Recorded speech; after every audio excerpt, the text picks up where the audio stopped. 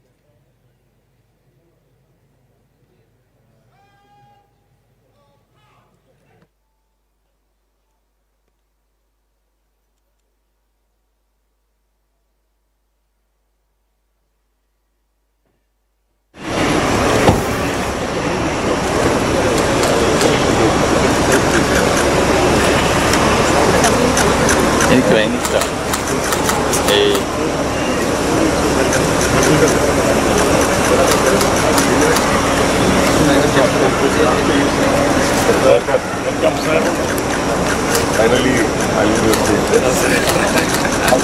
Amravati, my native place also. Yes, sir. Now we have to come very often. Great number of more number of welcome,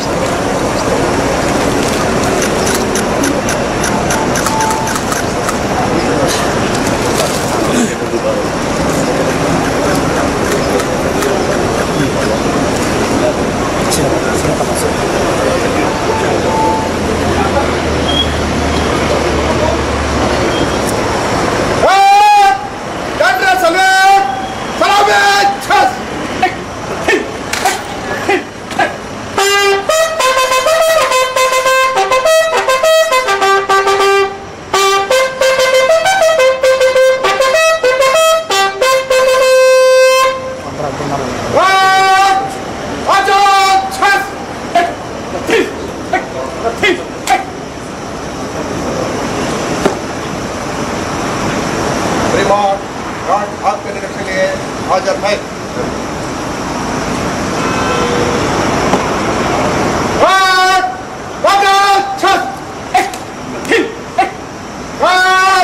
Sentry कर रहा है बाकी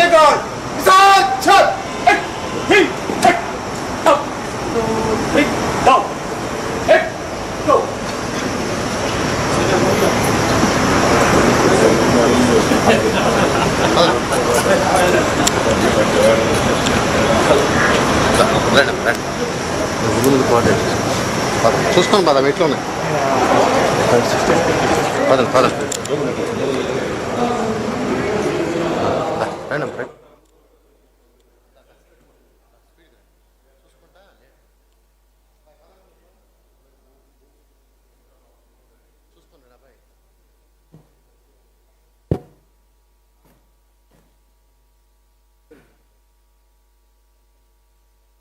Most heartful welcome to the Honorable Chief Justice of India, Sri Bhushan Ramakrishna Gawai Garu, on behalf of Andhra Pradesh High Court Judges, on behalf of Andhra Pradesh High Court Advocates Association, and the people of Andhra Pradesh, we cordially welcome you, sir.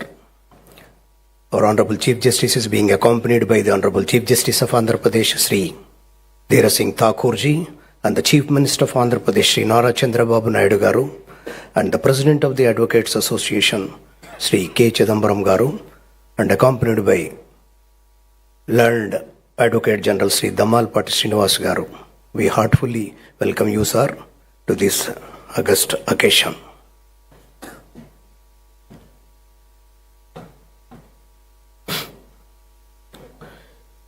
Good morning, everybody.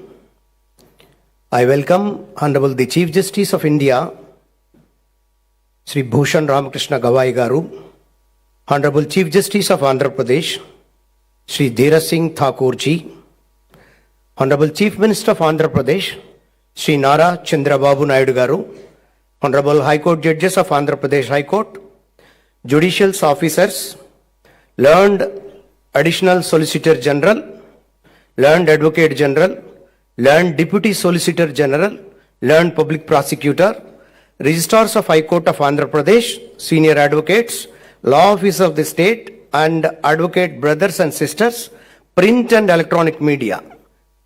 welcome to one and all. I request Sri K. Chidambaram Garu, Senior Advocate and President, AP High Court Advocates Association, to come on to the dais and to adorn the chair.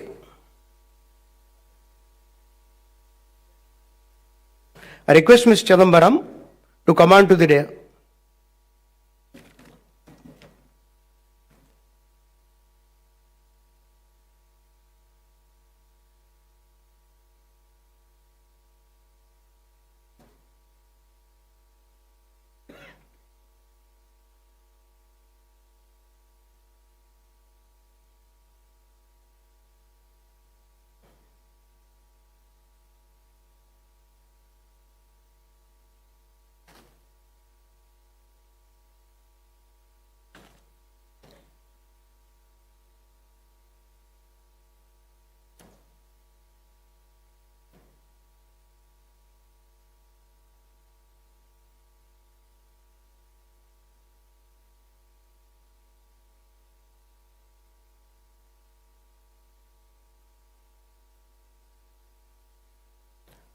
ఈనాటి సభలో భారత ప్రీతమ ప్రధాన న్యాయమూర్తి శ్రీ భూషణ్ రామకృష్ణ గవాయి గారు, Andhra Pradesh high court ప్రధాన న్యాయమూర్తి Shri justice Dheeraj Singh Thakur గారు, అలాగే మాననీయ ఆంధ్రప్రదేశ్ ముఖ్యమంత్రి శ్రీ నారా చంద్రబాబు నాయుడు గారు, అలాగే ఆంధ్రప్రదేశ్ హైకోర్టులో ఉన్నటువంటి మాననీయ న్యాయమూర్తులు, అలాగే రాష్ట్రంలో వివిధ జిల్లాల నుంచి విచ్చేసినటువంటి న్యాయమూర్తులు, అలాగే print and electronic media, Andhra Pradesh high court advocates association న్యాయవాదులు, అలాగే వివిధ జిల్లాల నుంచి ఈ కార్యక్రమాన్ని వీక్షించడానికి విచ్చేసినటువంటి న్యాయవాదులు, వివిధ హోదాలలో ఈ కార్యక్రమాన్ని సక్సెస్ చేయడానికి వారి వారి వంతున వారి వారి సేవా కార్యక్రమాలను విస్తరింపజేస్తున్నటువంటి Guntur principal district judge, Guntur collector, అలాగే కృష్ణా గుంటూరు జిల్లా న్యాయాధికారులు, వారి బృందానికి హృదయపూర్వకమైనటువంటి స్వాగతం సుస్వాగతం పలుకుతా ఉన్నాం.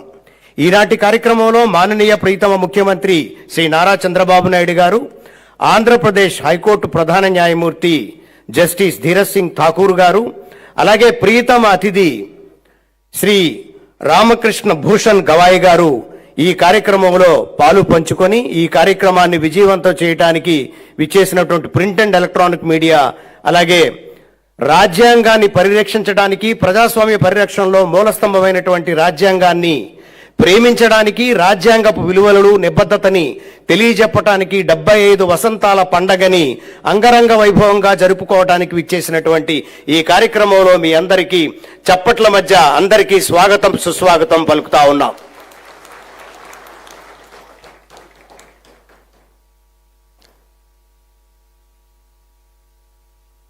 చిదంబరం గారు share.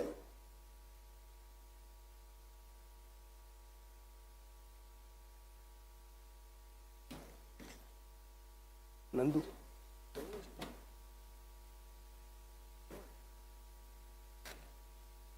Now I request Sri K. Chidambaram Garu, Senior Advocate and President of AP High Court Advocates Association, to come on to the dais and adorn the chair. Agala? Oh, sorry. I'm sorry, extremely sorry.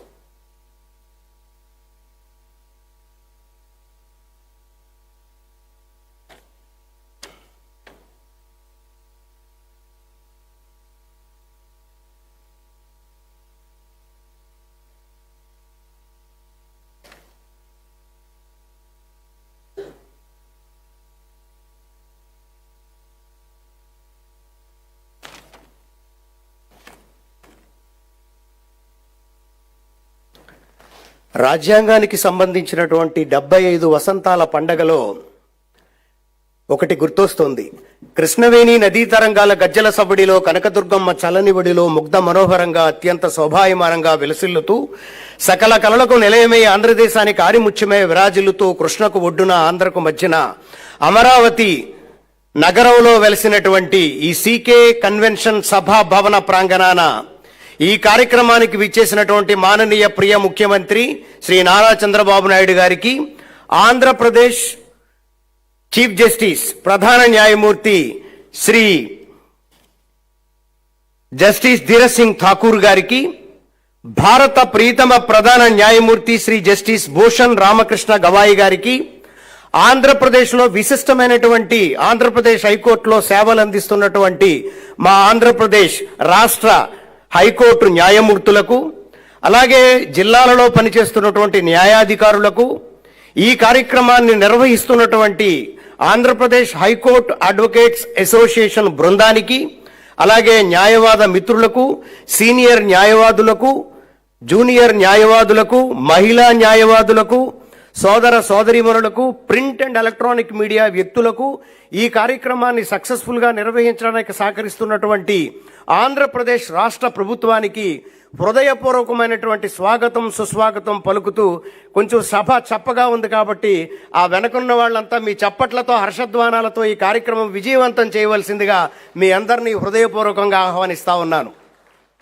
ఈ రోజున జరుగుతున్నటువంటి 75 వసంతాల భారత రాజ్యాంగ పండగకి సంబంధించినటువంటి కార్యక్రమంలో మాననీయ భారతదేశపు ప్రధాన న్యాయమూర్తి జస్టిస్ భూషణ్ రామకృష్ణ గవాయి గారు మరికొద్ది క్షణాలలో రాజ్యాంగపు విలువలు, రాజ్యాంగపు శక్తి, రాజ్యాంగం అది భవిష్యత్తుకు సంబంధించినటువంటి వ్యవస్థలో ఎటువంటి కీలక పాత్ర మనకు వహిస్తోంది, ప్రజాస్వామ్య మూల స్తంభాలలో రాజ్యాంగం కీలక పాత్ర, సర్వసత్తాక ప్రజాస్వామ్య రాజ్యాంగం మనం ఎలా రక్షించబడుతుంది, ఆ రాజ్యాంగాన్ని రక్షించబడటంలో ఈ భారత న్యాయ వ్యవస్థ కీలక పాత్ర ఏంటి అనేటువంటి అంశానికి సంబంధించినటువంటి ఈ వివిధ అంశాల మీద మాట్లాడడానికి నిష్ణాతులైనటువంటి వ్యక్తులు, వారితో పాటు మన భారత ప్రధాన న్యాయమూర్తి భూషణ్ రామకృష్ణ గవాయి జస్టిస్ గారు కూడా ఈ కార్యక్రమంలో పాలు పంచుకున్నటువంటి ఈ కార్యక్రమానికి మీ అందరికీ స్వాగతం సుస్వాగతం పలుకుతూ, యాంకర్గా నాకు కొంత లిమిట్ ఇచ్చారు, కానీ తప్పలేదు. ఇక్కడ డయాస్ వేకెంట్ అవడం వల్ల మాట్లాడవలసినటువంటి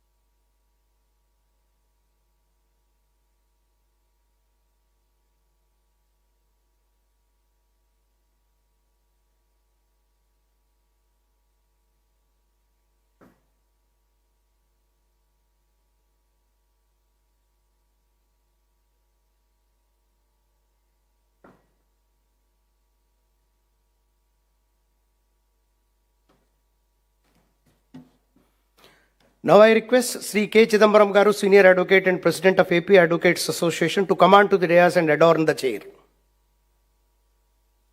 Sri Chidambaram Garu, the President of the Association, is coming. And I request Sri AVS and Murthy and Sri Kiran Babu to present bouquet to the President of the Bar Association.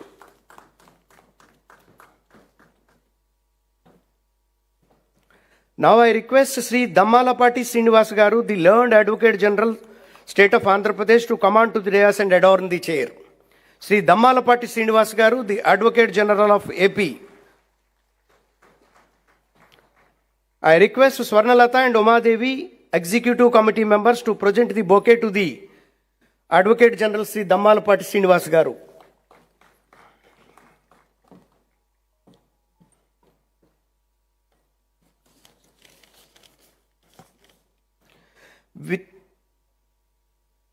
With immense respect and admiralty, I invite our beloved Chief Minister of Andhra Pradesh, Sri Nara Chandrababu Naidu Garu, to come on to the dais and to adorn the chair.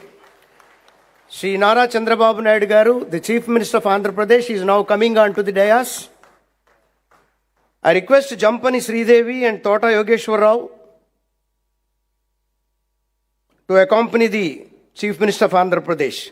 I request Sri Subodh, General Secretary, and K. Dheeras, Executive Committee Member, to present a bouquet to the Honorable Chief Minister of Andhra Pradesh.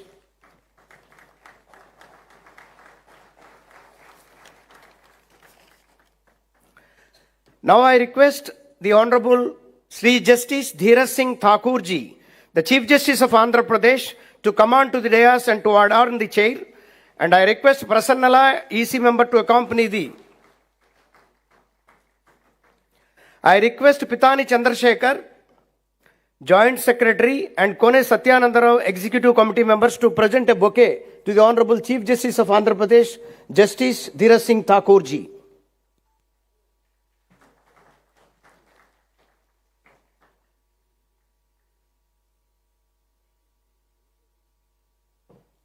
Now the affectionate guest of the today's function, I request the Chief Justice of India, Sri Justice Bhushan Ramakrishna Gawai ji, Chief Justice of India, to come on to the dais and adorn the chair. I request all the people to give the big round of applause to the Honorable Chief Justice of India. And I request Mr. Murthy and Kiran Babu to accompany the Honorable Chief Justice of India. Welcome you, sir. And I request Mr. K.V. Raghuveer, the Vice President, and Y. Durga Rao, the Treasurer of the AP Advocates Association, to present the bouquet to the Honorable Chief Justice of India.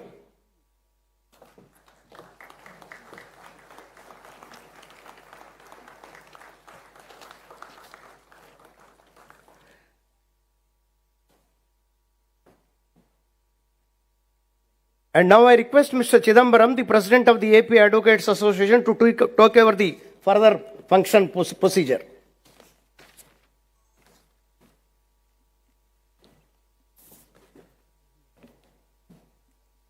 Now prayer by N. Shobha, Judicial Officer.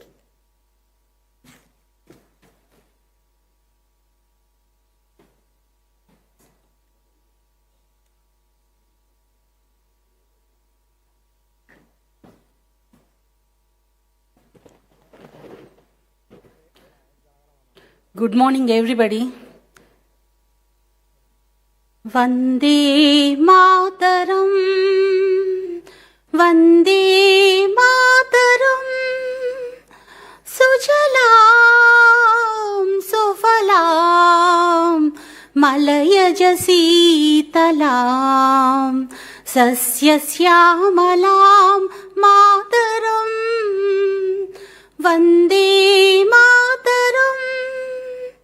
Suprajosna pulakitayamini pullakusumita drumadala shobini suhasini sumadura bhashini sukadam varadam mataram vande mataram vande mataram.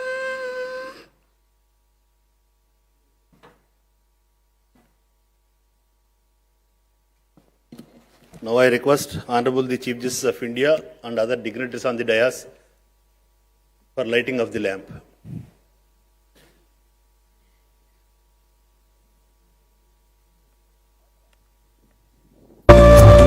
Shubham kurutvam kalyanam arogyam dhanasampada.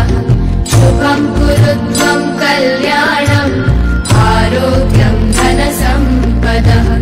Shatrubuddhi vinashaya Deepajyotirnamostute Deepajyotirnamostute Deepajyotir parabrahma Deepajyotir janardanah Deepajyotir parabrahma Deepajyotir janardanah Deepo hartu me papam Sandhya deepa namostute Deep Brahma Rupasvam Jyotisham Prabhuravyayah Deep Brahma Rupasvam Jyotisham Prabhuravyayah Arogyam Dehi Putrasya Matim Swachhami Me Sada Raverastam Samarabhya Yamat Suryodayo Bhave Raverastam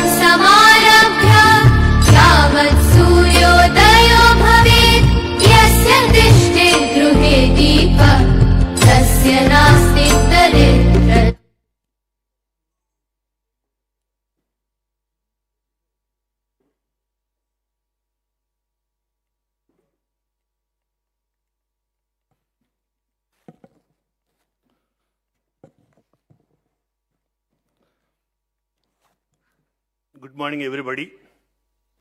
I welcome Honorable the Chief Justice of India, Sri Justice Bhushan Ramakrishna Gawai ji, Honorable the Chief Justice of Andhra Pradesh, Justice Dheeraj Singh Thakur ji, Honorable the Chief Minister of Andhra Pradesh, Sri Nara Chandrababu Naidu garu, Honorable Judges of High Court of AP, Learned Additional Solicitor General, Learned Advocate General, Learned Solicitor General, Learned Deputy Solicitor General, Learned Public Prosecutor, Registrars of High Court of AP, Judicial Officers, Senior Advocates, Law Officers, Officials of the Government, Advocate Brothers and Sisters, and other invitees.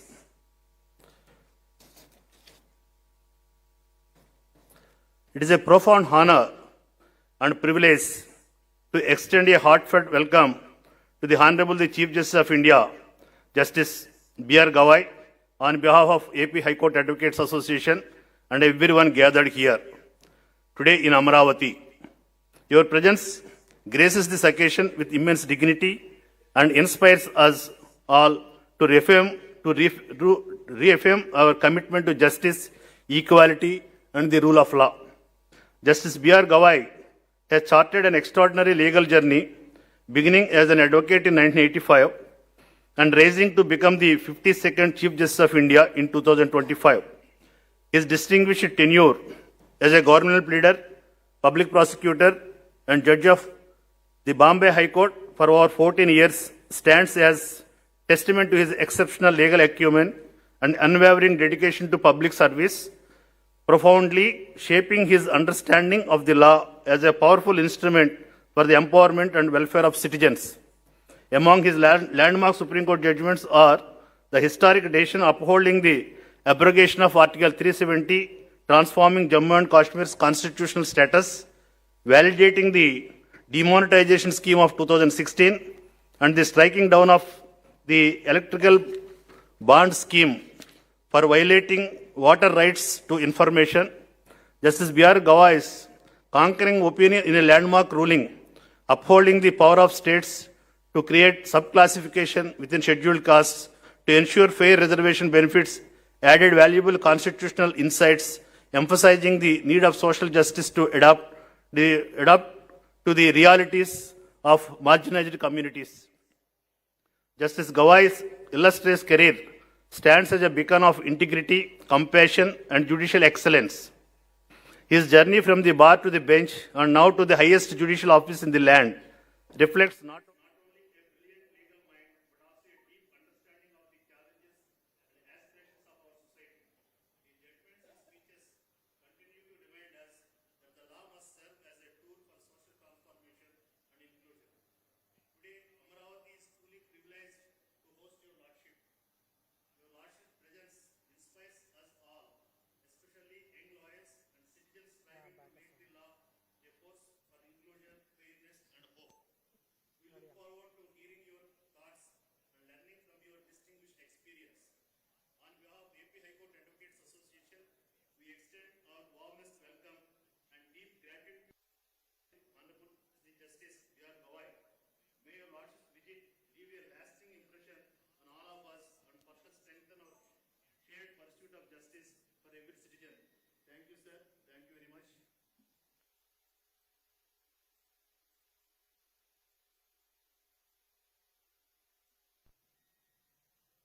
Today we are truly delighted to have evidence of one of the most distinguished personalities in the Indian judiciary, Honorable Justice Dheeraj Singh Thakur ji, Chief Justice of Andhra Pradesh. Justice Thakur ji began his legal career after enrolling as an advocate with the Bar Council of Delhi in 1989, later shifting his practice to Jammu and Kashmir High Court in 1990.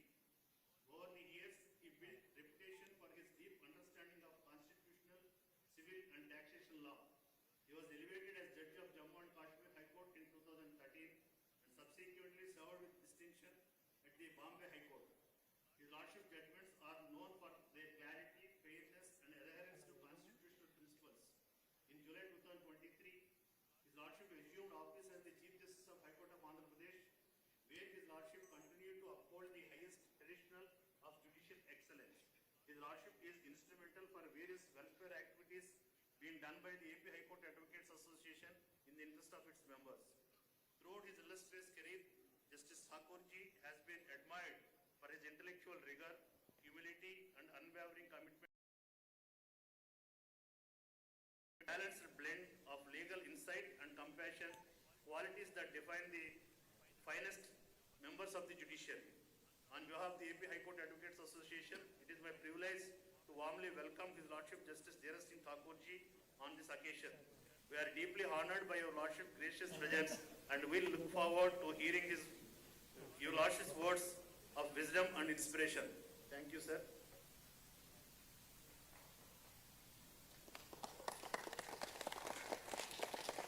Today, we are privileged to have among us a visionary statesman and a leader who has been instrumental in steering Andhra Pradesh towards progress and prosperity. The Honorable Chief Minister of Andhra Pradesh, Sri Nara Chandrababu Naidu Garu. I welcome you, sir, on behalf of the AP High Court Advocates Association. Chief Minister's name is synonymous with dynamic governance, forward-looking leadership, and an unwavering commitment.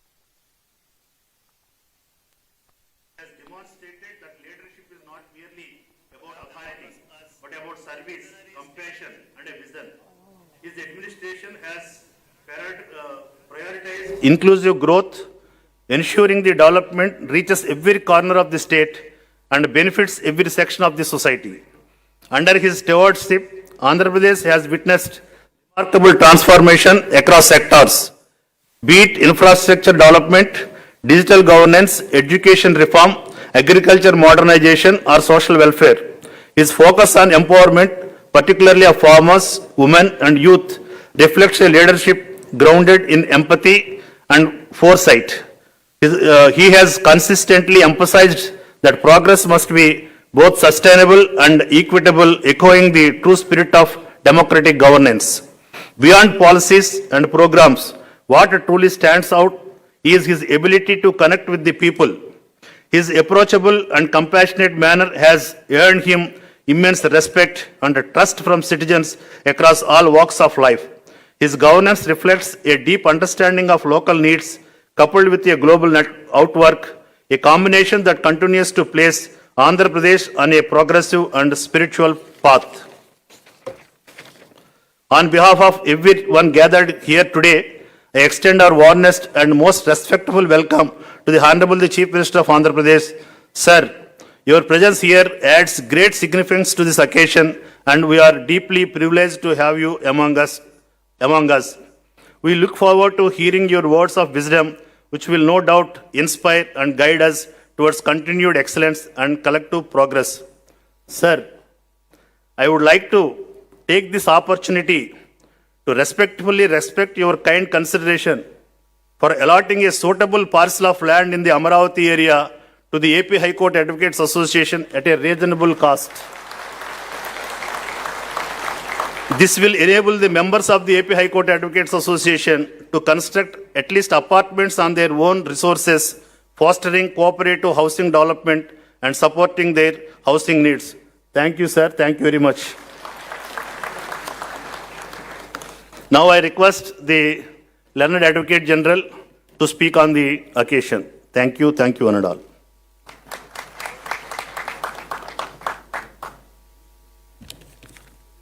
Honorable Sri Justice Bhushan Ramakrishna Gawai, Chief Justice of India, Honorable Sri Justice Dheeraj Singh Tagore, Chief Justice of Andhra Pradesh, Sri Nara Chandrababu Naidu Garu, Chief Minister of Andhra Pradesh,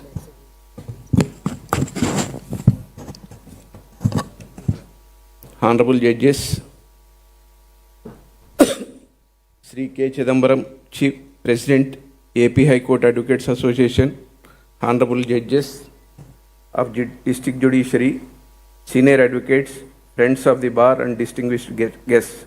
It's an honor and privilege that Sri B.R. Gawai, Honorable Chief Justice of India, Sri Dheeraj Singh Tagore, Chief Justice of AP, and Sri Nara Chandrababu Naidu, Chief Minister of AP, have graced us with their presence today. It is with immense pride that I stand before you today on this momentous occasion celebrating the Indian Constitution. On the 26th November 1949, the Constituent Assembly of India gave its final approval to the Constitution of India, and we remember and celebrate that milestone as the Constitution Day. The Constitution is not only a legal charter but a reflection of the aspiration of a free and democratic India. It is our compass and our North Star, guiding us through the complexities of a diverse and dynamic society. As Dr. B.R. Ambedkar rightly observed, the Constitution is not a mere lawyer's document, it's a vehicle of life, and its spirit is always the spirit of age. Nothing encapsulates the statement better than the several judgments of the Honorable Supreme Court, recognizing the dynamic nature of the Constitution and recognizing it for truly what it is, a living organ and an embodiment of our shared commitment to building an India that is just, inclusive and equitable. We observe this dynamism every day, most recently when the Honorable Justice B.R. Gawai, present with us today, in his important and landmark subclassification judgment, found that the Constitution has provided us with the means to interpret it by considering the stark ground realities so that the country can achieve real equality as envisaged by the founding fathers. He found that Constitution itself provides us the means to truly and equally provide for oppressed classes, and an equivalent duty is also cast upon the executive and legislature to ensure that policies are framed to achieve the said object. True economic and social growth is only possible when all the citizens are provided for duly upholding the constitutional values. Honorable Chief Justice Gawai's judgment in the demonetization case and in upholding the validity of an unstamped arbitration agreement has paved way for significant economic reforms and case of ease of doing business. He stood against corruption, demanded accountability, promoted constitutional values, and upheld citizens' rights and dignity through several of his judgments, including the Prabir Purkayastha's case.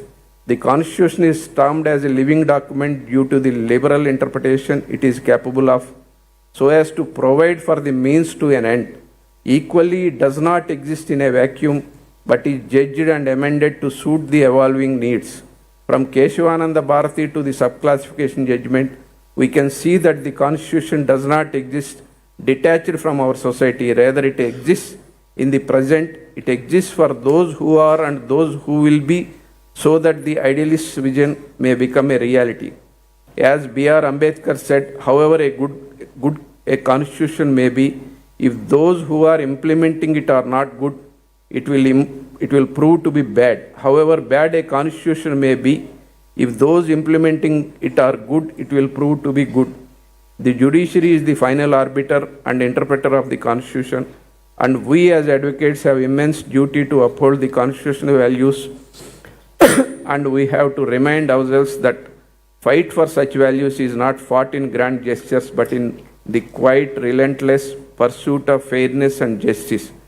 It is fought in every petition filed to protect citizens' rights and in every argument advanced to uphold justice. We therefore have to ensure that we implement the Constitution and its principles in its true letter and spirit. As rightly recognized by the Honorable Supreme Court, it is always profitable to remember the famous line of Lawrence H. Tribe that a constitution is written in blood rather than ink, and we need to ensure that the essence of the Constitution is preserved in its present form. Thank you.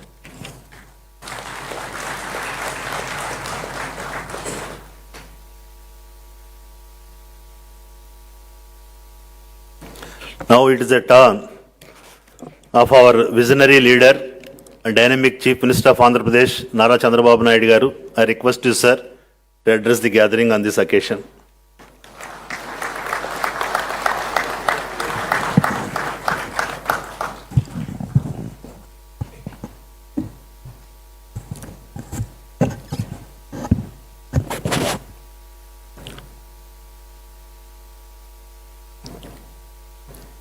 Honorable Chief Justice of India, Sri Justice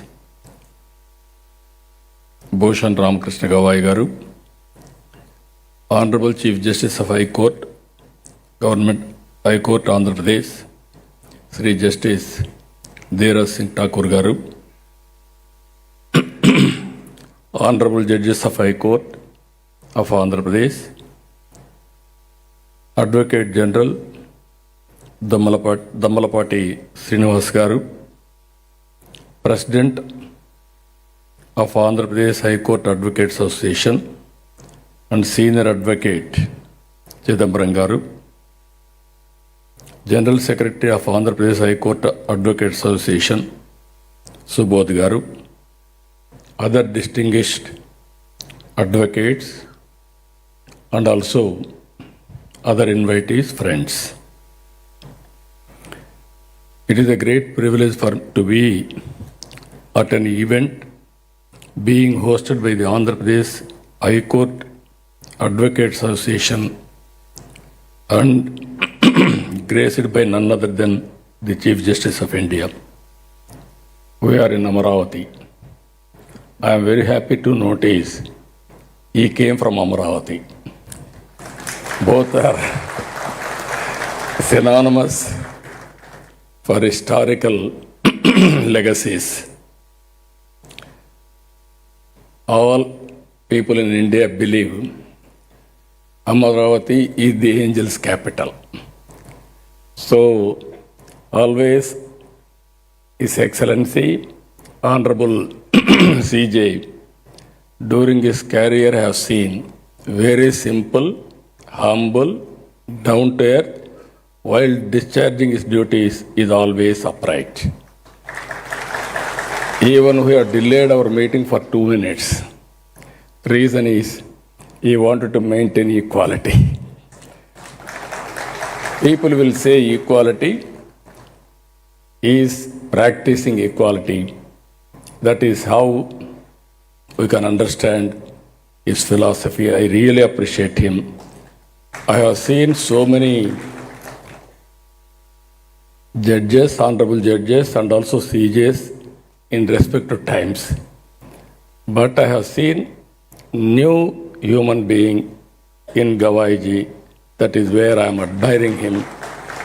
That is how he is conducting. If you see his track record,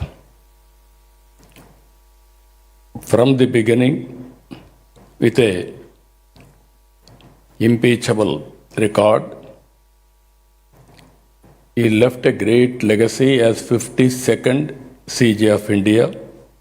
People will remember all his judgments. I am poor in judgments because I am only a politician. I know what to do people. Then by taking advice from judiciary, how to do according to law.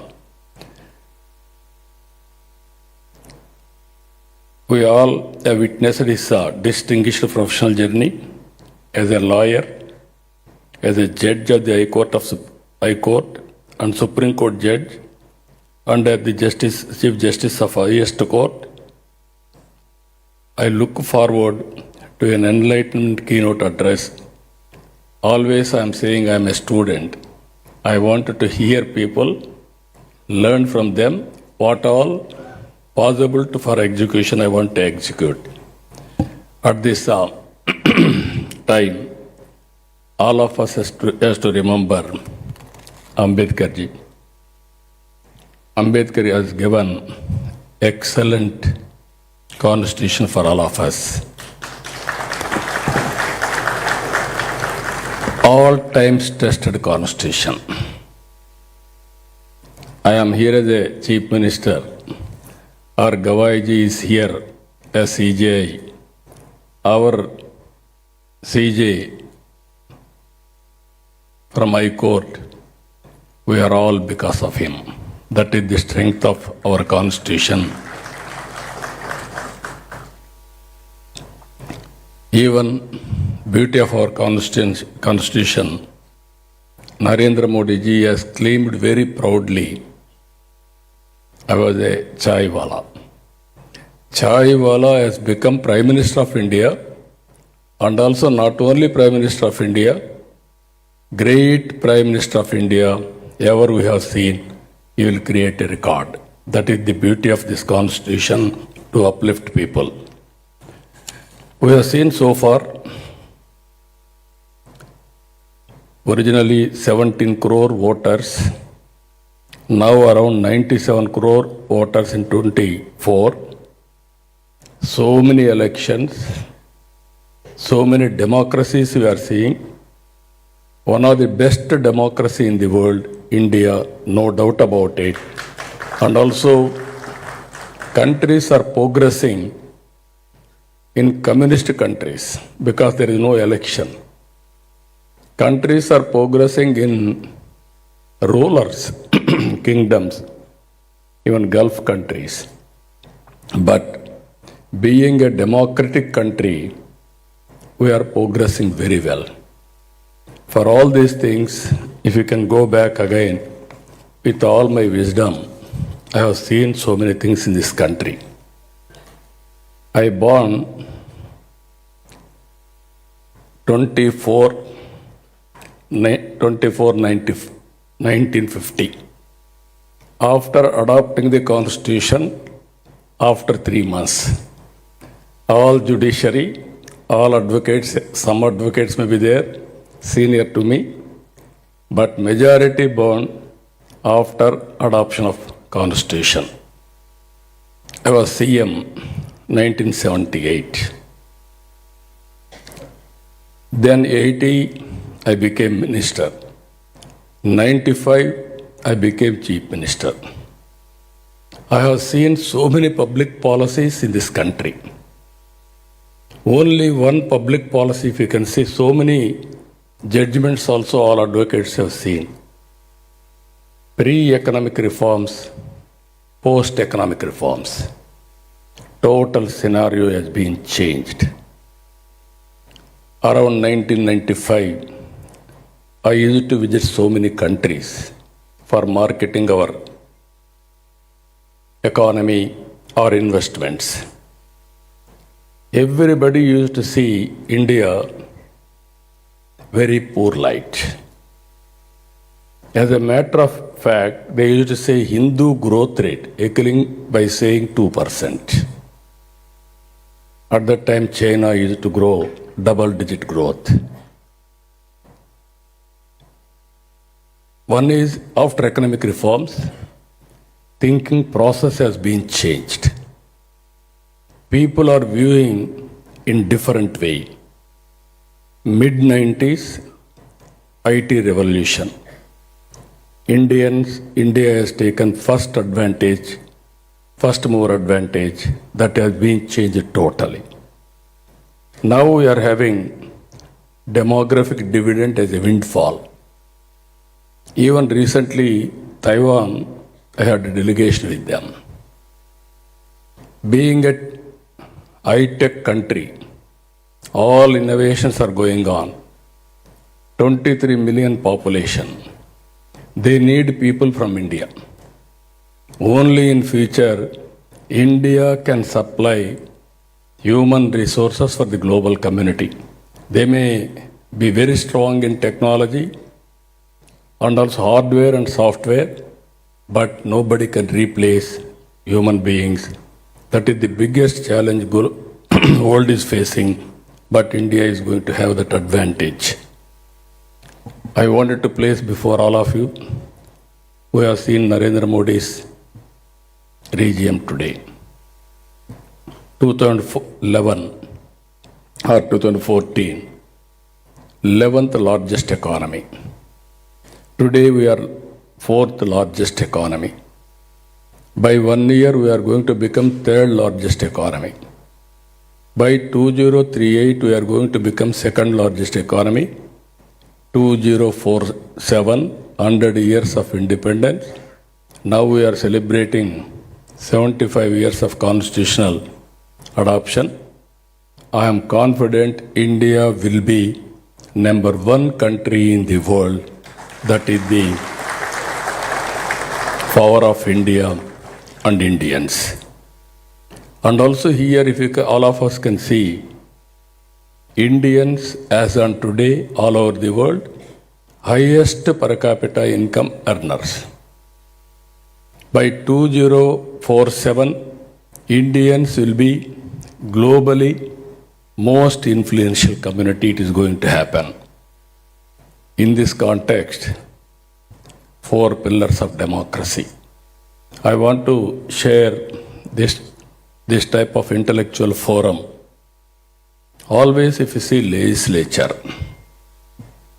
executive, judiciary, media, always legislatures, once in 5 years you have to face elections. People give mandate, then only will come to assembly. Executive is a permanent body. They are having tenure. Judiciary, compared to other fields, more stability. And also whenever there is something going wrong, you are correcting and putting democracy in right spirit. That is how things are happening. Now media has come. I have seen media. Once only All India Radio. That is only the news breaking agency. Afterwards, I have seen newspapers. Only one paper. At one time, Hindu paper used to come. That is only the paper, trusted paper. After that, electronic media has come. Now social media has come. Social media, every person is an editor. Every person is a writer. They can write anything. They can express their views. They can do character assassination also. No exemption for anybody. For me, for judiciary, for everybody. That is how we are facing today. This is the right forum. I wanted to interact all of you. We wanted to maintain vibrant democracy. And at the same time, nation first. We are all here. Nation is great. We will be proud of it. If nation is not great, all of us will be looked down. This is where I am asking all of you to contribute further. If you see one thing, Ambedkar has given, one person, one vote. Even some constitutions didn't give equality for everybody. Even women, some great countries didn't give equal rights. Only the country, poor, rich, no gender bias, or even billionaire, even poorest of the poor are having one vote. That is the biggest advantage for Indian democracy. And here, he gave political equality or equity. Now it is our responsibility to bring social equality and economic equality. That type of society, that type of nation we have to build. For that, always I consider public policies are deadly combination. Around 1995, I created one public policy promoting information technology. Within 25 years, Hyderabad, because of knowledge economy, highest per capita income, and also today all Telugu community and Indians all over the world, highest per capita income earners. That is only one public policy. Now we have to see further. Rich and poor are dividing. Sharp division. Consciously, all of us has to create how to bridge the gap between rich and poor. Everybody will have better living standards. I have seen so many things. Now I am dedicating myself. I am working with all your blessings. Wealthy, healthy, happy society that will be long sustainable. Compared to any other country in the world, Indian family system and values are the best in the world. That is giving so much of strength for all of us. We have to prove that is where our Honorable Prime Minister is saying always, Vasudhaiva Kutumbam. Total globe is one family.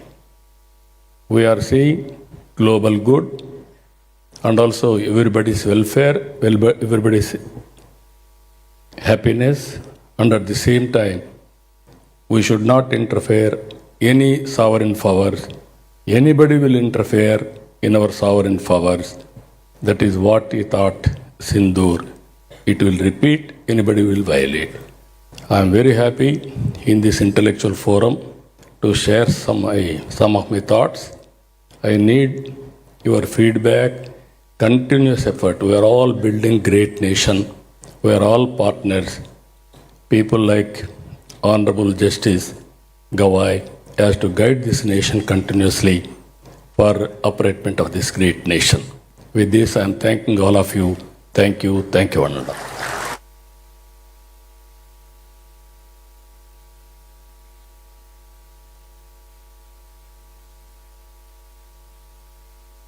Now I request Honorable Justice Dheeraj Singh Thakurji, Chief Justice of High Court of Andhra Pradesh, to address on this occasion.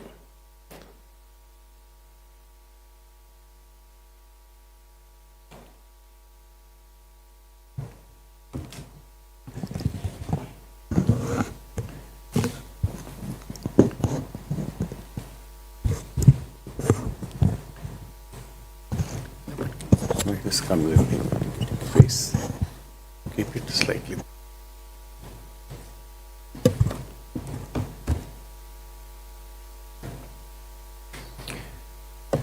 The Honorable Chief Justice of India, Shri Bhushan Ramkrishnan Gawai, Honorable Chief Minister of Andhra Pradesh, Shri Nara Chandrababu Naidu, Learned Advocate General Shri Damalpati Srinivas, President Andhra Pradesh High Court Advocates Association Shri K. Chidambaram, esteemed brother and sister judges, judges from the District Judiciary, distinguished members of the bar, ladies and gentlemen. Today we gather here to celebrate the 75th year of India's adoption of the Constitution. There is a deep sense of pride and achievement for the many milestones that we have attained over the decades. Consider the context in which we began our journey towards independence under the colonial rule. It was not easy. For the British, India was a huge landmass with an equally huge and complex population. What was missing was a sense of accountability to the Indian people as the source of authority vested in Britain and not in the Indian people.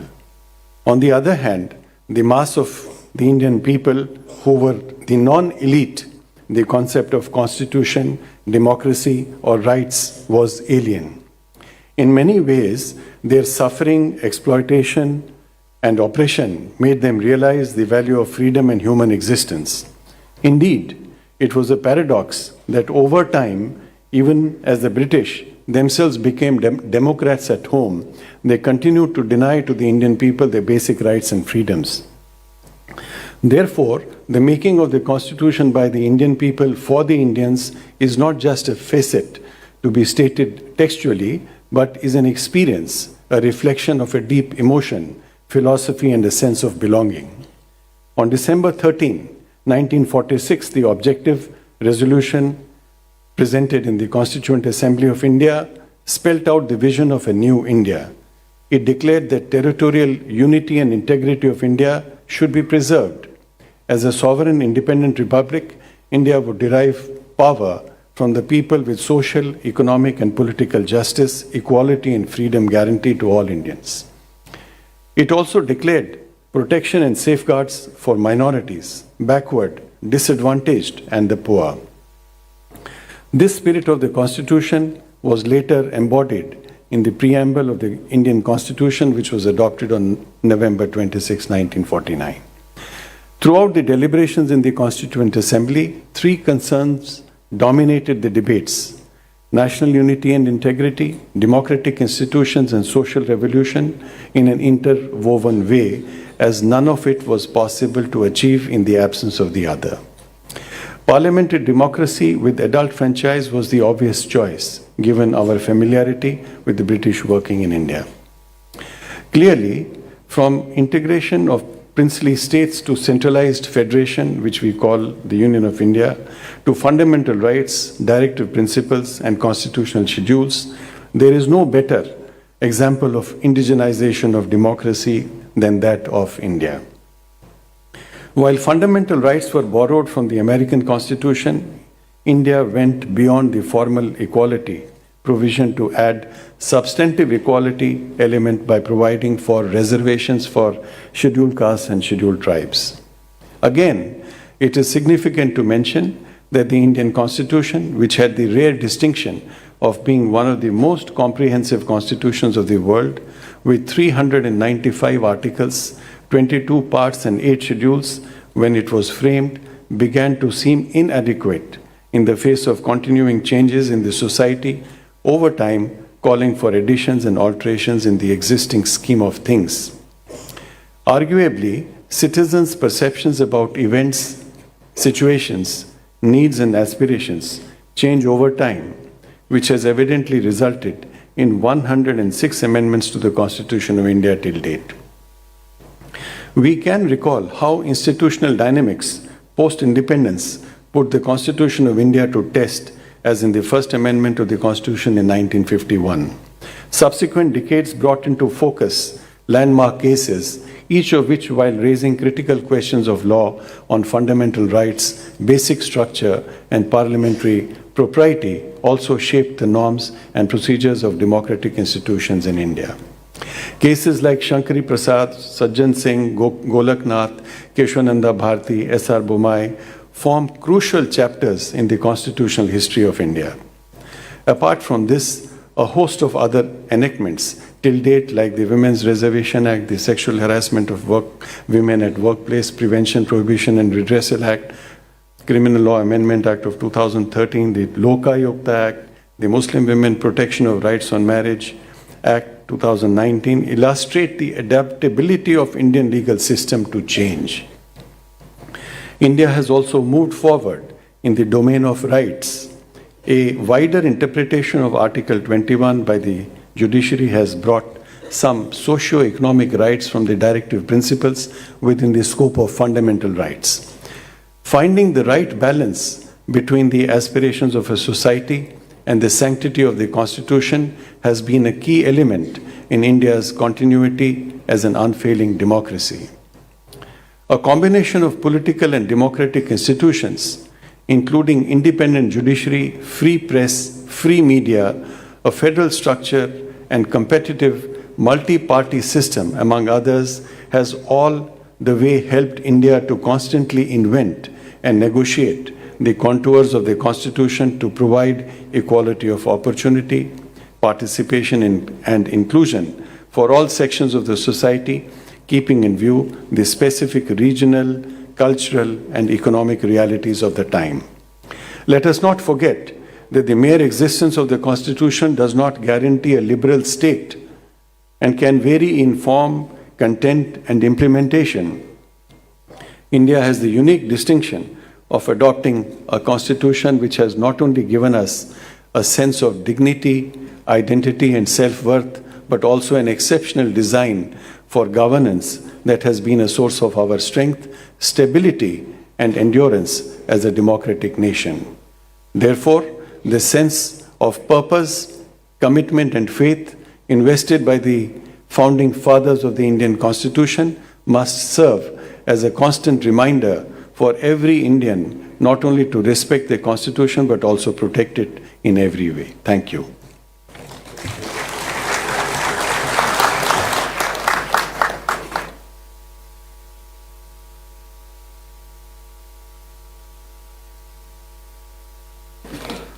Now, we are all eagerly waiting to hear His Lordship's, the Honorable the Chief Justice of India, Bhushan Ramakrishna Gawai on the topic of India and the living Indian Constitution at 75 years. Now I request the Honorable the Chief Justice of India to address the occasion.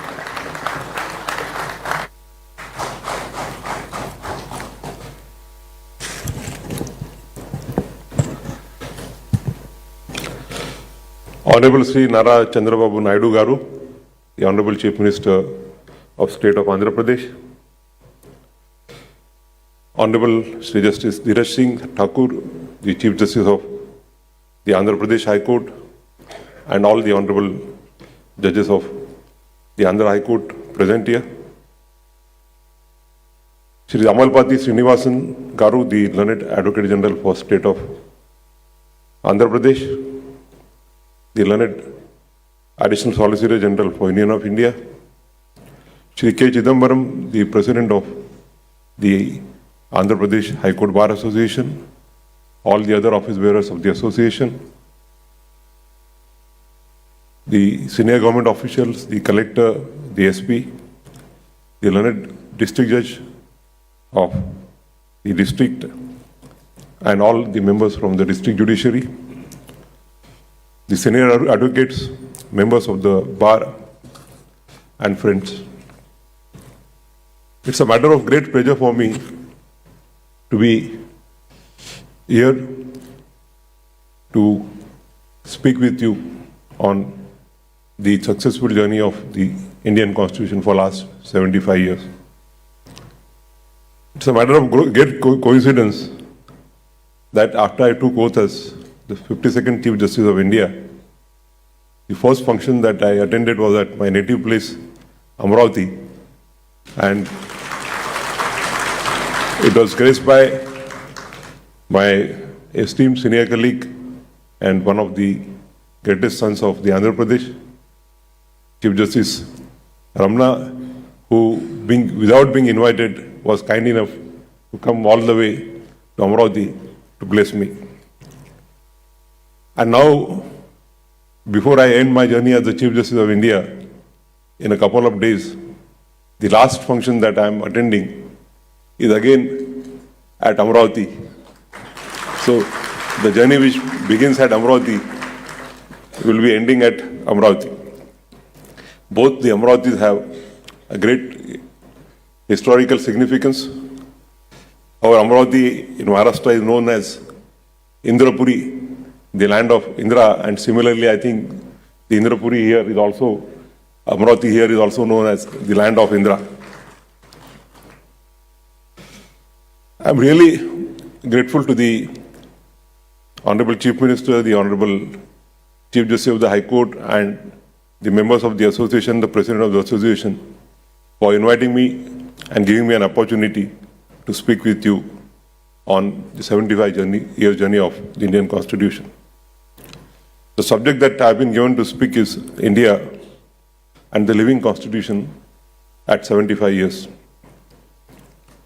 As all of us know that, as the Honorable Chief Justice referred to, after the Constituent Assembly was constituted, the objectives resolution was placed before the Constituent Assembly on 9th of December 1946.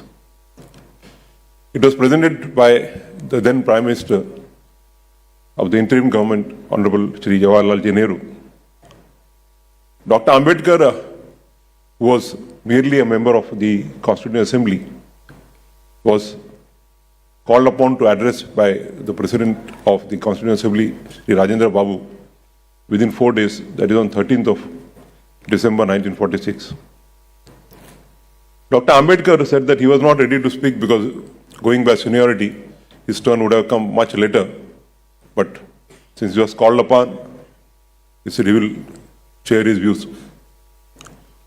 And Dr. Ambedkar said that no doubt that the objectives resolution as presented by the Jawaharlal Nehru is pragmatic, but he said it is lacking of two basic things.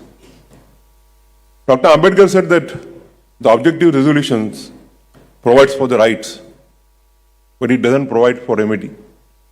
And he said that rights without remedy are meaningless. And therefore we find that the very foundation of Article 32 in the Constitution of India, which enables every citizen to knock the doors of the Supreme Court of breach of fundamental rights, finds its place in the first address made by Dr. Ambedkar before the Constituent Assembly. Likewise, he said that coming from Pandit Jawaharlal Nehru, and who represents the Congress ideology, He stated that there is nothing in the objectives resolution which provided for the social and economic equality.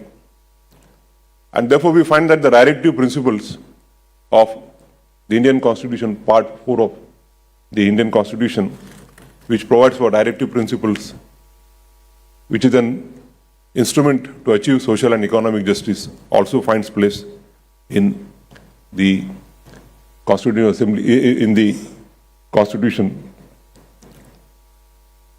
As all of us know that our Constitution stands on the 4 pillars of justice, liberty, equality, and fraternity. The Constitutional Assembly put in Herculean labors for drafting the Constitution. 2 of the speeches of Dr. Ambedkar, the first one on 4th of November 1948, wherein he presented a draft Constitution to the Constitutional Assembly, and the last one on the 25th of November 1949, wherein he replied the debates on the draft Constitution, are, I think, most important speeches which every student of law should read. And as the Honorable Chief Minister said that he is a student, I am also a student of law, because I always consider that whenever a judge or a lawyer considers that he has now learnt everything, that is the end of a career as a lawyer or as a judge. And therefore, as a student of law, we must reflect upon the Constituent Assembly debates, which went on for almost a period of 2 years and more, to understand what is the constitutional philosophy behind our Constitution. As the Honorable Chief Minister said that Dr. Ambedkar always considered, or rather for every citizen, the nation must be first. And Dr. Ambedkar in his first speech on 13th of December said that whenever the destinies of the nation are involved, the destinies of the individuals, the destinies of the ideologies, the destinies of the leaders, the destinies of the political parties are totally irrelevant, and what is most important is the destiny of the nation. And therefore, in the heart of Dr. Ambedkar, it was India as a nation which was the most important. Coming to the main subject, that India and the living Indian Constitution at 75 years. Dr. Ambedkar always considered that a constitution cannot be a static document. It has to be evolving, it has to be organic and a living document. And therefore, the Article 368 provides for the Constitution, for the amendment of the Constitution. There was criticism on Dr. Ambedkar that on one hand he was criticized that the powers to amend the Constitution are too liberal, and on the other hand it was criticized that some of the amendments which require ratification by 2/3 of the states, by half of the states and 2/3 majority of the parliament were too strong, and it was difficult to achieve an amendment in this manner. He said that wherever the amendments were necessary for answering the socio-economic challenges, the Constitution could be amended in a simpler way.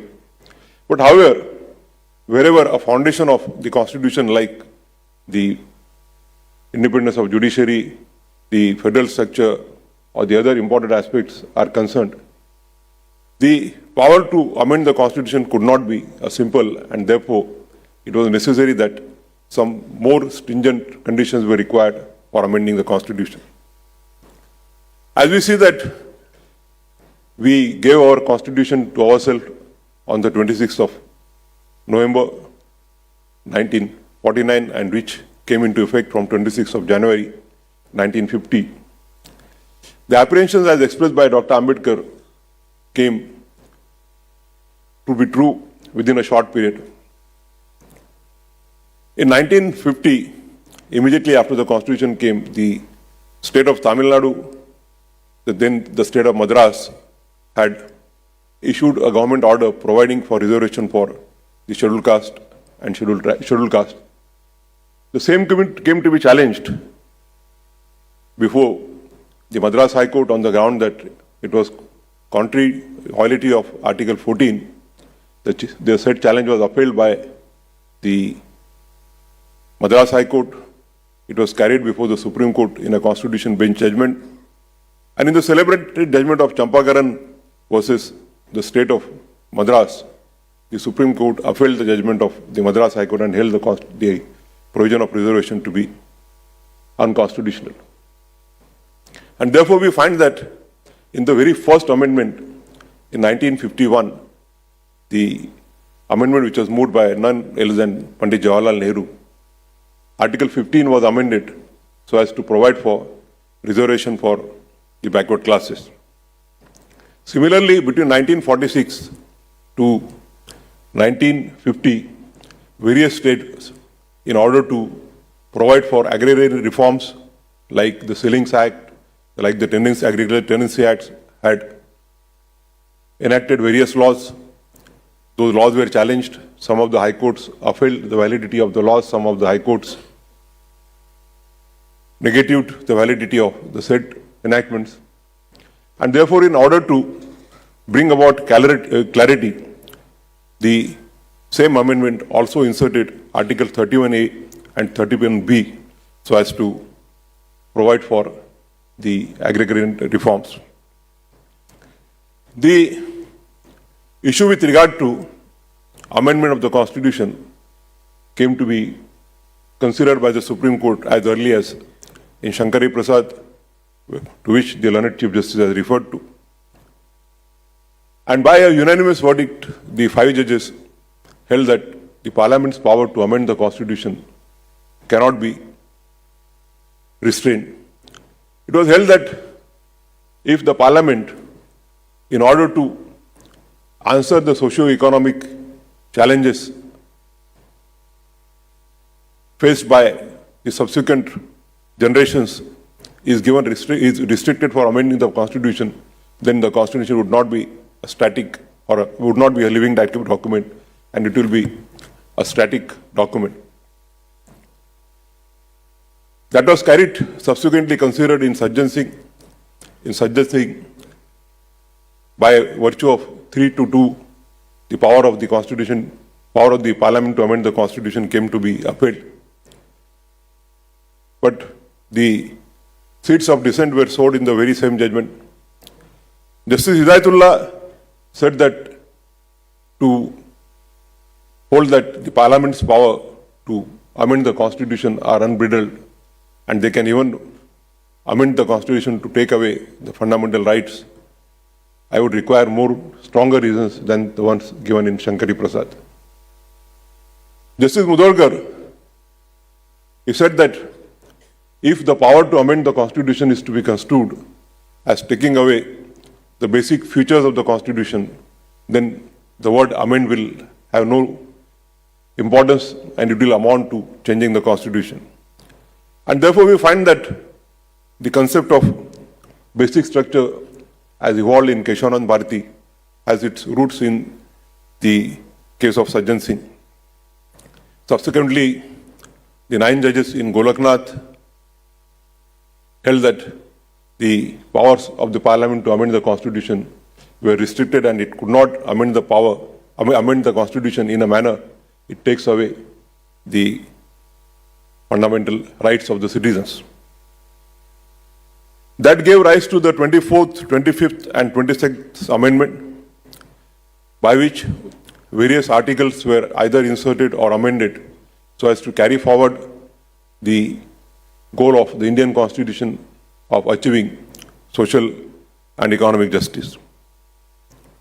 The same came to be challenged in the Keshavanand Bharati, wherein the Supreme Court, for the first and so far for the last time, sat in a combination of 13 judges.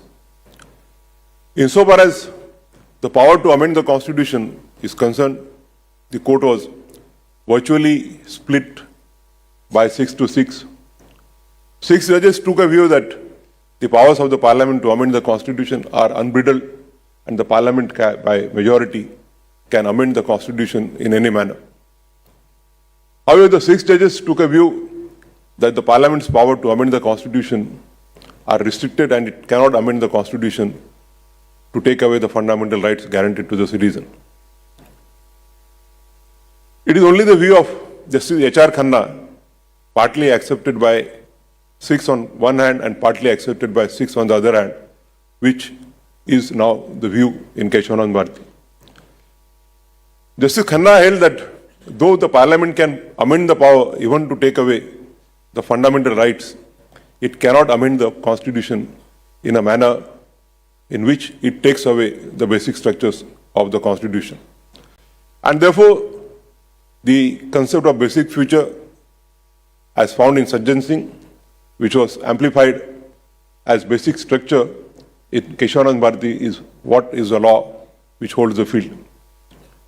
Various principles like the federal structure of the constitution, the separation of 3 wings, the executive, the judiciary, and the executive, judiciary, and the legislature, the independence of judiciary, the supremacy of the constitution were held to be the basic structures which were subsequently evolved in various judgments, including the one in S.R. Bombay. As has been observed by the Honorable Chief Minister, it is all the 3 wings of the Constitution, that is, the legislature, the executive, the judiciary, which are enjoined upon to carry forward the mandate of the Constitution to bring in social and economic justice. One of the greatest weapons for promoting the social and economic justice as envisioned by Dr. Ambedkar was Part 4, that is the directive principles. And though we see that from 1950 to 1973, the tilt of the courts was always that wherever a conflict arose between the directive principles and the fundamental rights, the supremacy of the fundamental rights was always recognized. It was felt that wherever there is a conflict between the directive principles and the fundamental rights, the directive principles will have to give its way to the fundamental rights. It is for the first time in Keshavanand Bharati that this conflict was resolved. Though the court was virtually split on the question of Parliament's power to amend the Constitution, it was unanimous to hold that the directive principles and fundamental rights together and together alone are the soul of the Constitution. And therefore, Keshavanand Bharati held that the fundamental rights as well as the directive principles are together are necessary for progress of the nation. It was held that directive and fundamental rights are those rights which are necessary for a human being, for a citizen to live a dignified life as a human being.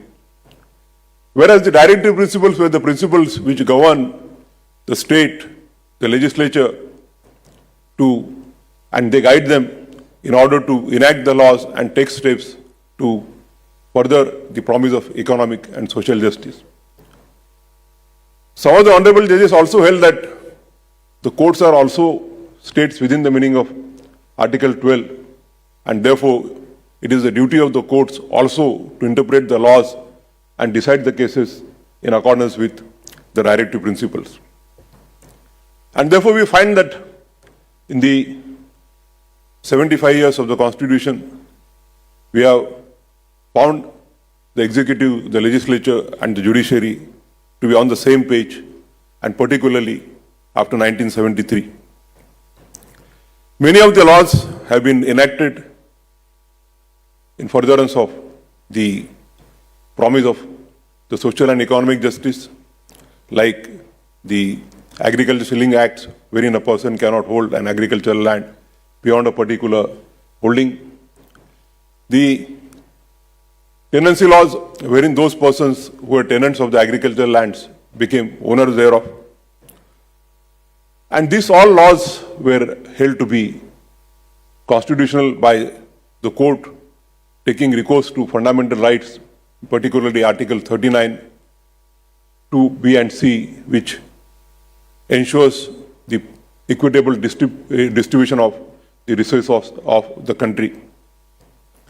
Though the fundamental rights of the citizens were affected by such enactments, the parliament, the legislatures enacted them and the courts upheld them. Insofar as scheduled caste and scheduled tribe is concerned, to which again the Honorable Chief Justice referred with regard to reservation, the earlier view, as could be found in the cases of Devdas and Balaji, was that sub-article 4 of Article 16 was an exception to the main article of 16, and it was only a permissible way of providing reservation. But however, the 7 judges bench in N.M. Thomas overruled that view, and it held that Article 16.4 was only an empathetic way of saying that it is already inbuilt in Article 14 and Article 16. It held that Article 14 and 16 promise an equality of opportunity to all the citizens in the country. But it said that equality of opportunity does not mean that equal opportunity to all the citizens. It said that if equal opportunity to provide it to all the citizens, then it will lead to nothing else but more inequalities. And therefore, a special treatment to those who are lagging behind was already inbuilt in Article 14 and Article 16. It has been further carried forward in Indira Swani, the 9 judges bench, which held that the reservation was not an anti-meritarian, and it also held that the reservation could be provided even by an executive instruction, and it was not necessary that it has to be by a legislative piece. Recently, in the last year, we sat in a 7 judges combination to consider the issue with regard to sub-classification. All 7 of us, out of 7, the 6 of us took a view that a sub-classification was permissible.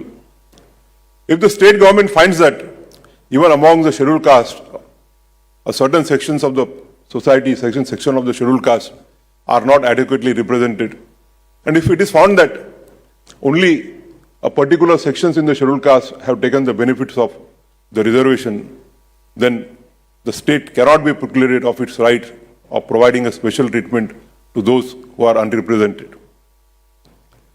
I also went further and took a view that the concept of criminal layer, as has been found in the judgment of Indira Swani insofar as the other backward classes are concerned, should also be made applicable to scheduled caste, though my judgment has been widely criticized on that issue. But I still hold that judges are not supposed to normally justify their judgments, and I still about a week to go. But if a person who is an IS officer, he becomes a chief secretary, and his son gets the best of education in a city like Hyderabad or Bangalore, would a child of a poor agricultural labor studying in the village, though both belonging to scheduled caste, could be equated? And my answer to that was no. It denied equality of opportunity. 3 of the learned judges concurred with my view. And therefore, the concept of equality has to be ensured that the equality should not be only a paper equality, but a real equality. Insofar as women are concerned, we know that Dr. Ambedkar used to say that women are the most backward amongst the citizens of the country. As all of us know that in Maharashtra, Mahatma Jyotiba Phule and Savitribai Phule had to fight with the fundamentalists in those times, even to provide basic education to women. And Mahatma Jyotiba Phule, to whom Dr. Ambedkar used to consider as guru, incidentally, Baba Sahib Ambedkar was born in a year in which Jyotiba Phule passed away and they could not have an opportunity to meet each other. But he always considered him as a guru. And Baba Sahib said that the women are the most downtrodden in this country, and therefore he provided for equality, equal treatment to women. And we find that over the years, the equality or the woman empowerment is gaining momentum in the country. The discrimination which was meted out to women was strongly criticized in the case of Nargis Mirza, wherein the woman air hostesses, the rule provided that the woman air hostess on either getting married within the 4 years of employment or on the fourth pregnancy would discontinue as an air hostess. The Supreme Court said that a denial of an opportunity of a motherhood to a woman and availability of the same opportunity to a male hostess was patently discriminatory and set aside the said rule. In Vishaka, the Supreme Court laid down guidelines so as to prevent harassment to the working women at their workplaces. Subsequently, the Parliament enacted a law in order to bring Vishaka guidelines and give it a statutory force. In the case of Babita Punia, the Supreme Court paved the way of equal opportunity to the women. And therefore we find that when I had been to Ladakh in the last year, we have our women soldiers even in the frontiers. I have been traveling to various states over the years after I joined the Supreme Court and addressing also the judicial academies. And I was happy to note that in some of the states, 60 to 70% women are selected as a JMFC. And therefore the country has also progressed towards the women empowerment, women equality. I am happy to see a large number of women judicial officers and women lawyers present here. One of them is my gift to your High Court. Disha Chaudhary was my law clerk in the first batch, is present here. And therefore we find that in the last 75 years, we have substantially progressed when we are referring to reservation. The 103rd Amendment has provided for 15(6), Article 6 of 15, which provides for reservation to the economically weaker sections. One of the latest amendments, the 106th Amendment, provides for reservation of 1/3 seats in Parliament and the legislature to women. Dr. Ambedkar always used to say that education is very important and the rights without education are without use. Unless a person is aware about his rights, unless he is educated about his rights, the rights would not be no assistance to him. And therefore the Supreme Court, as early as 70s, in the case of Mohini Jain and Unni Krishnan, held the right to education as one of the fundamental rights. Subsequently, the Parliament, by bringing in Article 21A to the Constitution, also upheld the right to education to be a fundamental right. And therefore now we have a right to free education to the children up to 14 years. By the subsequent amendments, the empowerment of the Panchayat Raj, the Jila Parishads, the Panchayat Samitis, the municipal councils, the Nagar Panchayats has also been exemplified. The earlier view was that only the fundamental rights which are incorporated in Part 3 would only be the fundamental rights. But Maneka Gandhi onwards, the Supreme Court has exemplified that anything which flows from the trinity of Article 14, 19 and 21 would be construed to be a fundamental right. And therefore we see plethora of rights: right to food, right to shelter, right to potable water, right to medical treatment, and so on. As evolved in the cases of MC Mehta, the right to pollution-free environment, the right to potable water, and as evolved by the Supreme Court in the case of T.N. Godavaranam, the right to environment, the right to ecology, are all evolved to be the fundamental rights. Dr. Ambedkar, on his last speech in 25th of November 1949, gave a warning to all of us. He said that by one vote, one person, one vote and one principle, we have assured a political economy to the citizens of the country. But in our preamble, we have assured justice, social, economic and political to all our citizens. And he said that a political economy, political justice, political equality without the social or economic equality beneath it are of no use.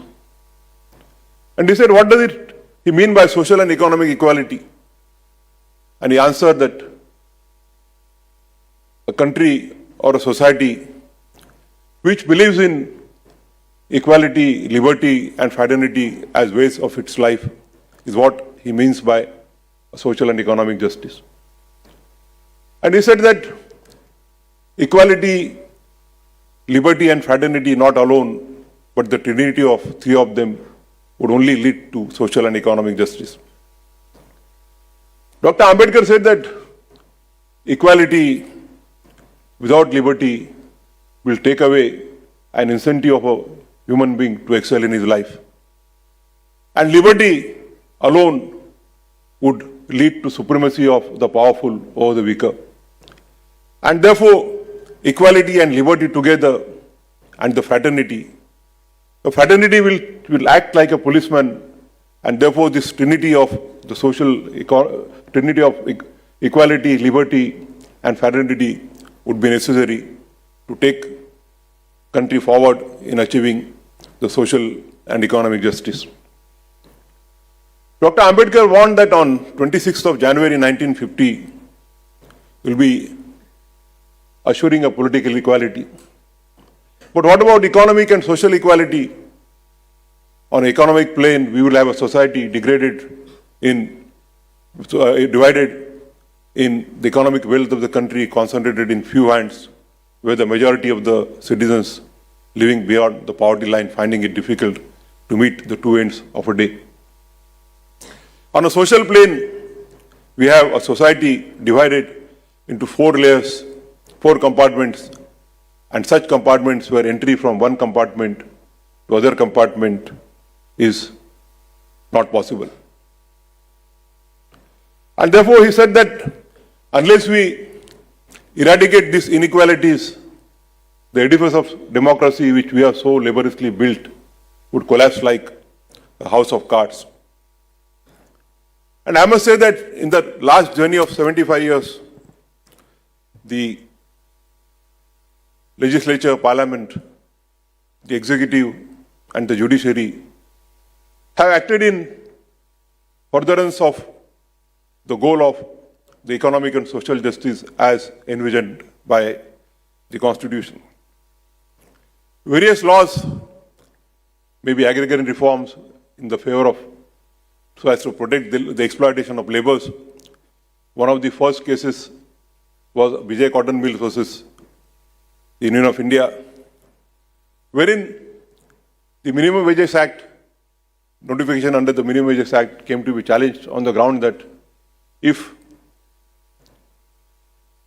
a citizen is willing to work in my farm or in my factory for 10 rupees, why should I be compelled to pay 20 rupees? It will be violative of my fundamental rights. The Supreme Court answered that the promise made in 43, Article 43 of providing living wages cannot be an empty promise, and it has to be given in reality. And therefore, many enactments have been enacted by the Parliament, by the state legislature, so as to take forward the promise of social and economic justice. The executive has taken steps like providing reservation to the scheduled caste, scheduled tribe, the other backward classes. The Constitution has been amended even to provide reservation in promotions. The judiciary, at least from 1973 onwards, has always ruled in favor of the enactments which upheld the promise of the social and economic justice. Or rather, in one of the cases, Vaman Rao versus State of Maharashtra, while upholding a legislative piece of legislation in furtherance of economic and social justice, Chief Justice Y.V. Chandrachud, speaking for the bench, held that more and more such legislations would be welcome so as to take forward the promise of economic and social justice. In Minerva Mills, he said that directive principles and fundamental rights together are necessary for taking forward the social and economic justice. He said that they are like two wheels of a golden chariot of Indian Constitution. You span one wheel and the efficacy of entire chariot comes to a standstill. And therefore, in last 75 years, we have seen that the country has substantially progressed in taking forward the promise of social and economic justice. Millions of landless laborers have been benefited by the selling laws. The lands taken by the landlords has been distributed to them. The tenants who were tilling the land have become owners of the land. The working conditions of the labor have been ameliorated, have been enhanced. The bonded labor which was prevalent has been banned. The Supreme Court, on a postcard litigation in the case of Bandhuva Mukti Morcha, ensured that the living conditions of the bonded laborer, firstly the bonded labor was abolished and the living conditions of the laborers working in the mines were ensured so that their working conditions become healthy. We have had various enactments like the Food Security Act and so on. We have seen that on account of the affirmative action, the highest office of the country, the President of India, has been occupied twice by a person from scheduled caste, first by Mr. Narayanan and Mr. Ramnath Kovind. For the first time, we have a President of India who is not only a woman but also represents the tribal community.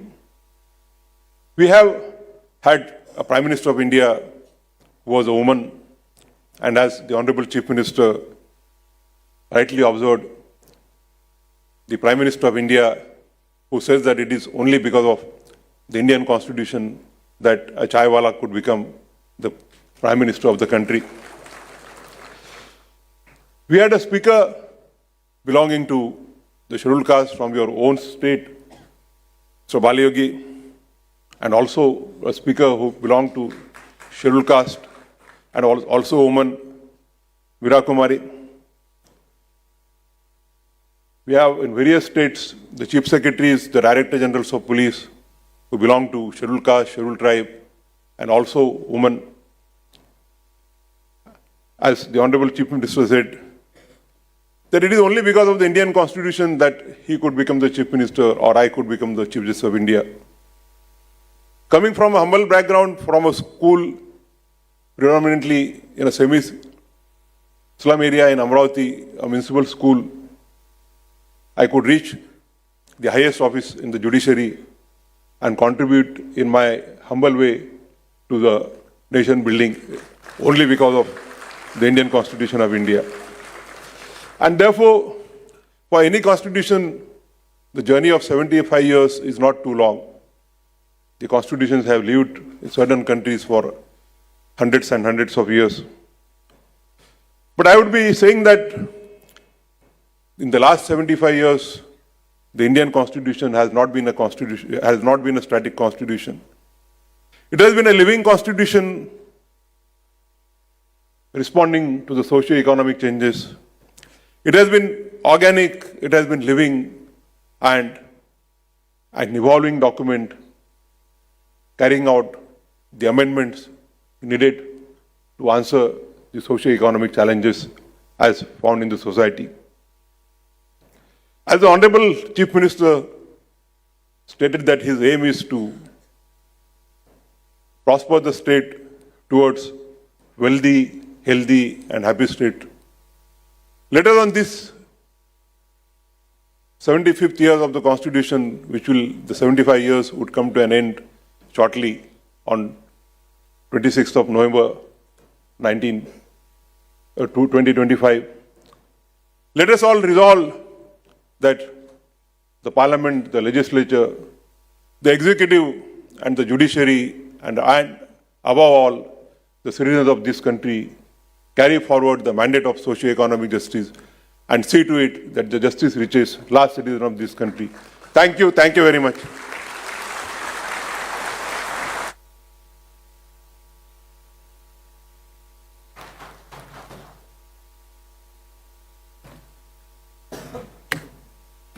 Thank you very much, sir, in enlightening us on the today's topic, India and the Living Indian Constitution at 75 years.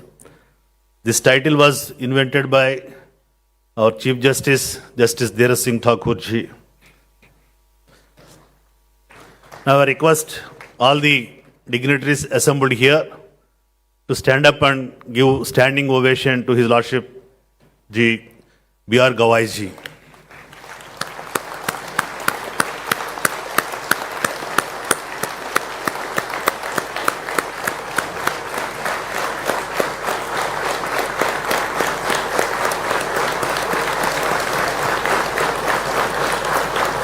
Thank you, one and all. Now I request all the executive committee members of the AP High Court Advocates Association to come over to the dais to honor the dignitaries on the dais.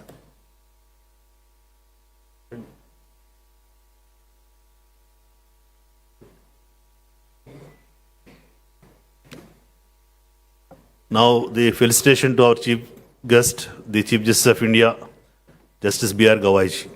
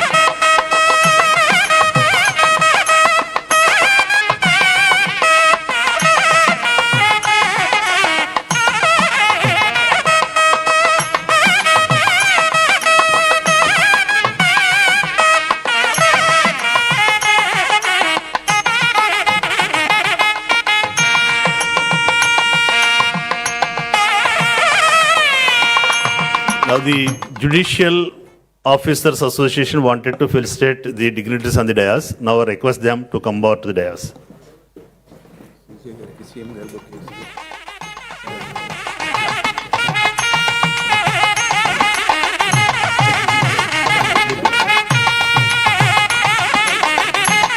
Now I request the Honorable the Chief Minister of State of Andhra Pradesh to give a presentation to the Chief Justice of India, Justice B.R. Gawai ji.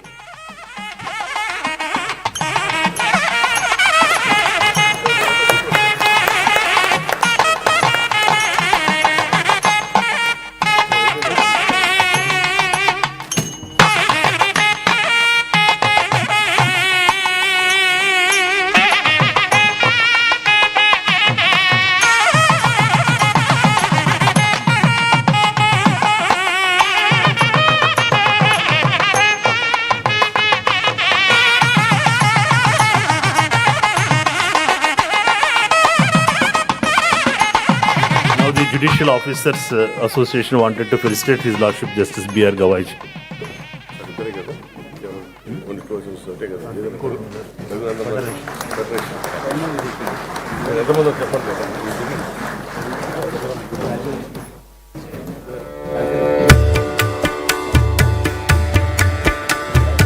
Now the Federation of Advocates, that Bejawada Bar Association, Guntur Bar Association Presidents wanted to celebrate, felicitate His Lordship Justice B.R. Gawai ji. Okay. Wait.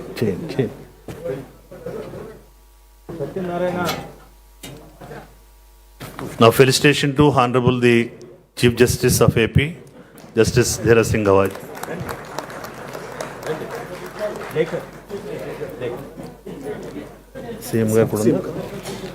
Now the presentation to the Honorable the Chief Minister, Nara Chandrababu Naidu garu.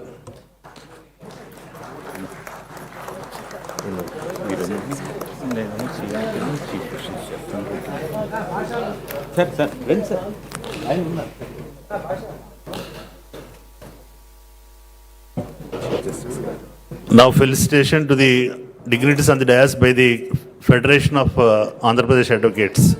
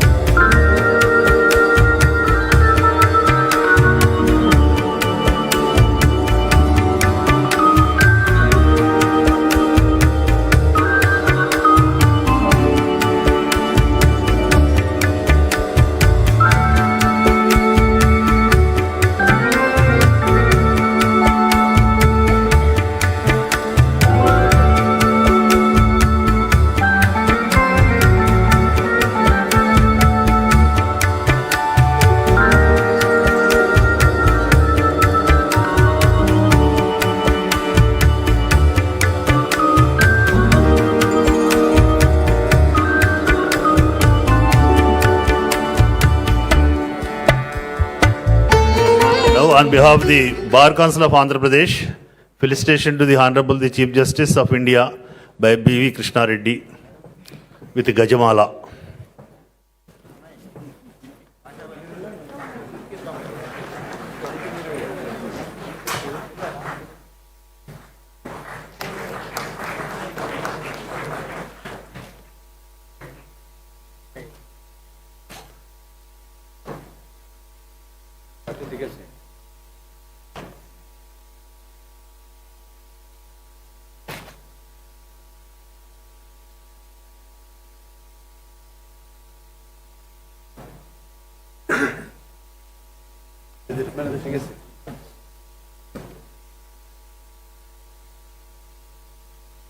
నేను చేసిన రిక్వెస్ట్కి chief minister గారు స్పందించారు.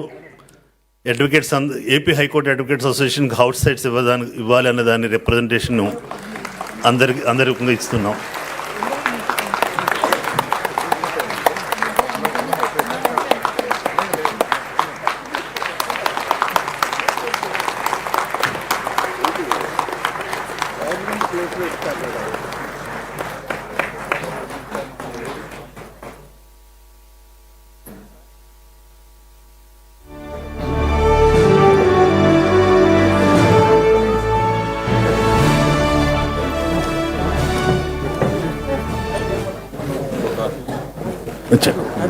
మన రిక్వెస్ట్ని తప్పనిసరిగా consider చేస్తామని హామీ ఇచ్చారు. Feasibilities అన్ని వర్కౌట్ చేసి వారికి సభాముఖంగా ధన్యవాదాలు తెలియజేసుకుంటున్నాను. Now vote of thanks by the General Secretary of the AP High Court Advocates Association, Mr. Subodh. I request him to propose the vote of thanks. Respected dignitaries, distinguished guests, ladies and gentlemen, it is my privilege and honor to extend a heartfelt vote of thanks on this memorable occasion. At the outset, I express our deepest gratitude to Honorable Chief Justice of India for graciously accepting our invitation and for delivering the keynote address that has truly enriched this event with inspiring thoughts and vision. Our sincere thanks also to the Honorable Chief Justice of High Court of Andhra Pradesh for continuous guidance and encouragement to make the event a grand success. We are equally grateful to the Honorable Chief Minister of Andhra Pradesh for gracing this occasion with his esteemed presence and involving the government officials to organize the event in a befitting manner. I thank the learned Advocate General of State for extending his wholehearted support in the successful organization of this event. A special word of appreciation is due to registrars of High Court of Andhra Pradesh, the Government of Andhra Pradesh, the District Judge Guntur, the District Collector Guntur, the Sub-Collector Tenali, and Superintendent of Police Guntur. Their cooperation and assistance have been invaluable in ensuring that all arrangements were carried out smoothly. We also thank the members of the print and electronic media for their coverage and to all police personnel whose efforts ensured the seamless conduct of this event. Finally, heartfelt thanks to everyone whose direct or indirect contributions made this program a grand success. Thank you all. Now photograph by the executive committee with the dignitaries on the dais.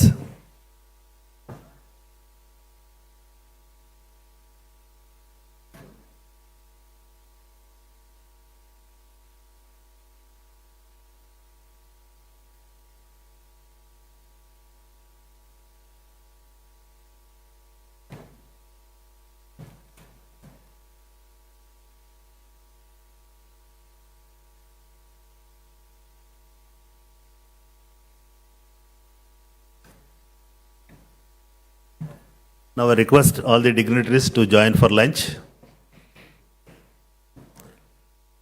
Lunch is arranged for the VIPs this side, the judicial officers this side.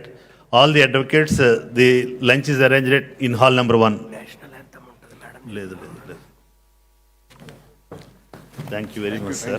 Thank you very much, sir.